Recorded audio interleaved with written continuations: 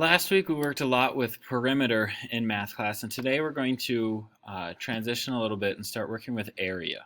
Now, area is similar to perimeter, but it's slightly different. So we're going to use some of the same numbers and some of the same pieces of information, but now we're focused on finding something new. So first, let's take a look at what our definition of area is. So area is the number of square units inside a closed figure. All right, so if you remember back, our definition for perimeter was the distance around a closed figure. So that was, remember, we used a lot of our analogy of a fence around the outside of a yard.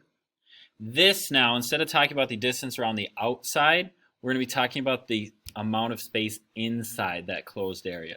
So now this would be like if we're talking about your backyard, where perimeter is the fence, area is going to be all the grass that's inside of that fence. So we actually have two ways that we can go about solving these problems.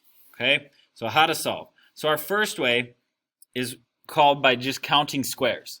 All right, and this is very simply like what it shows. So this is where you'll have your problems on grid paper, and you can go in and count the squares. So if this was my shape on grid paper, you'll notice that my shape is all the outside here. I'm talking about this shaded in area. So I have these individual squares where I can simply go in and go 1, 2, 3, 4, 5, 6, 7, 8, 9, 10, 11, 12, 13, 14, 15, 16. I'm counting all of those squares that are inside of my shaded figure.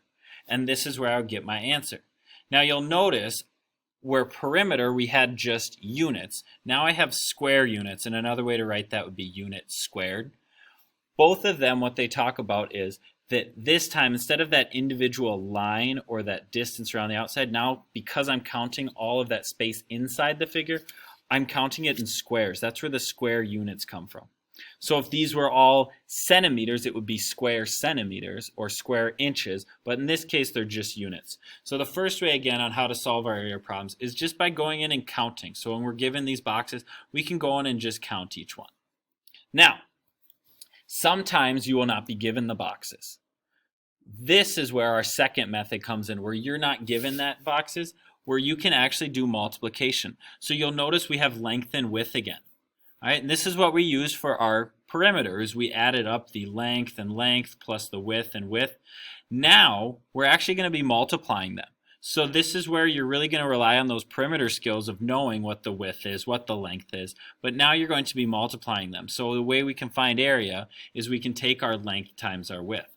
And that would work over here as well. If you notice, our length on this one would be 1, 2, 3, 4, and our width would be 1, 2, 3, 4. So this problem would be 4 times 4. Because I've been practicing my extra math, I know 4 times 4 is 16, which is the same thing I got by counting up.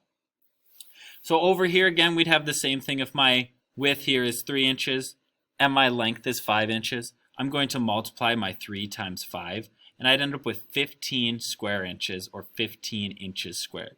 So these are our two ways that we're really going to be focused on solving our area problems. Is either when we're given those squares, we can go in and count them, or we have that formula for when we're solving for this works for rectangles and squares, is that we can multiply our width times our length.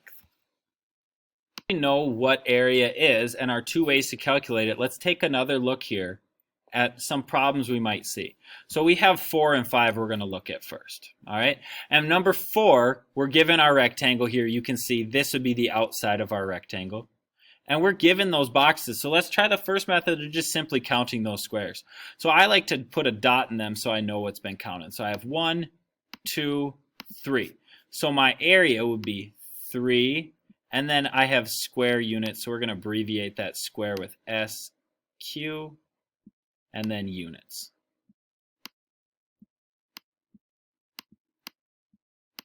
Okay. Now you'll notice we also have our length and width here. So my width would be this 1 right here. My length would be 1, 2, 3. Okay. Let's look at number 5 now. Okay, again, I'm going to start, let's count our width first. So our width here, our length, we're going to count 1, 2, 3, 4 we end up with.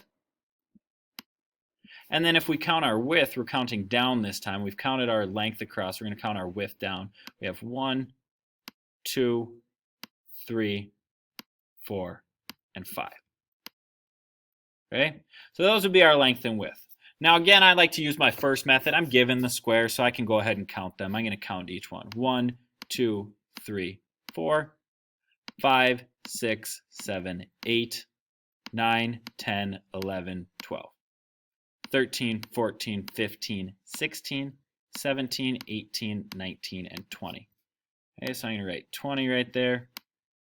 And then this time again, I'd write that square units.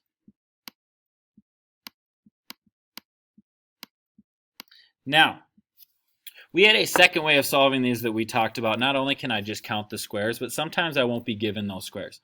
So my other way of solving this is by doing my multiplication. And my formula when I have rectangles like I do here is going to be length times width, and that is going to equal my area. Okay, and since we did it both ways, we're actually going to be able to check this very easily. So you'll see I have my length and my width here. I have 3 and 1. What I can do is I can just put this multiplication symbol in between them. 3 times 1, well, I know that equals 3. Okay, so not only did I solve it with my formula, but I also solved it by counting my squares. And since I got the same answer, I know I'm going to be correct on this. So down here, again, I'm going to do the same thing. I have my length and my width. I'm going to put that multiplication symbol in between them. And then I'm going to throw an equal sign over here. 4 times 5, well, I know that 5, 10, 15, 20. That does equal 20. So again, I end up with the same answer I got from counting. So this is our two ways that we can go about solving these. So today your job is going to be to go on and complete the homework and use these two methods. Our first of which is to count these boxes when they're given to us. This is a fantastic strategy.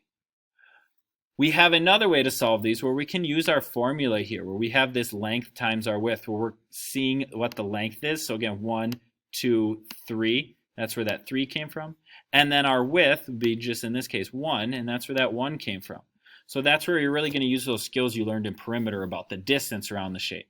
And then you're multiplying them, and this will work for our rectangles and our squares. So take time. If you need to watch this video again, do so, but then go on to your homework and work through the problems using either one of our methods, our counting squares or our multiplication formula there of length times width.